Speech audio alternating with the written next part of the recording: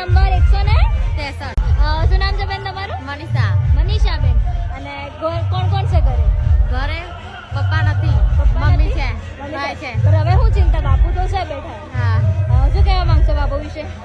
બાપુ વિશે પપ્પા જેવા છે. પપ્પા જેવા જ છે. અને આપણા જમાઈરાજ છે. શું કહેશો તમે? કઈ નહીં.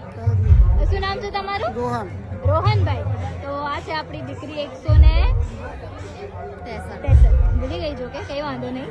અને ફરી એકવાર તમને બંનેને કોંગ્રેચ્યુલેશન. આ છે આપણી દીકરી નંબર 164. શું નામ છે? ધર્મિષ્ઠાબેન. અને તમારું નામ શું છે? વિજય. વિજયભાઈ. તો તમારા ઘરે કોણ કોણ છે?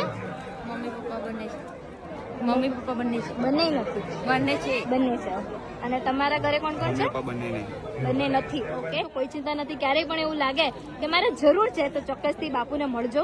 ક્યારેય ના નહીં પાડે. અને તમને કેવું લાગે બાપુનો સ્વભાવ? સરસ.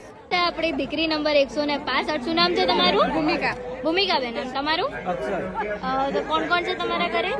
પપ્પા મમ્મી બે, પપ્પા વિક્રમ છે. ભાઈ એક જ છે. ઓકે. ને તમારા ઘરે? બંને છે.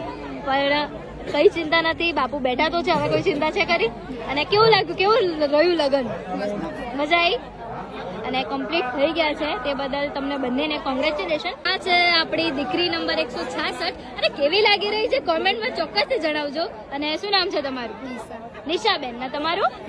કેતન. તો સૌથી પહેલા કોંગ્રેચ્યુલેશન બંનેને. અને કોણ કોણ છે તમારા ઘરે? મમ્મી ભાઈ. મમ્મી ભાઈ. પપ્પા નથી. પપ્પા નહીં. અને તમારા ઘરે? પપ્પા નથી. તો કઈ નહીં, અમારી દીકરીને સાચવજો. આ છે આપણી દીકરી નંબર 167. તો શું નામ છે તમારું? સુમિત્રા. સુમિત્રા. સુમિત્રાબેન. ને તમારું? કિરણ. કિરણબેન. અને કેવું લાગ્યું આ આયોજન? સારું. સારું. તમે વિચાર્યું હતું કે મારું લગ્ન આટલું જોરદાર થશે? ના. ના. તમને કેવું લાગ્યું? સરસ આવે. સરસ લાગ્યું. તે આપણી દીકરી નંબર 168 જાગૃતિબેન, હે ને? અને તમારું નામ શું છે ભાઈ?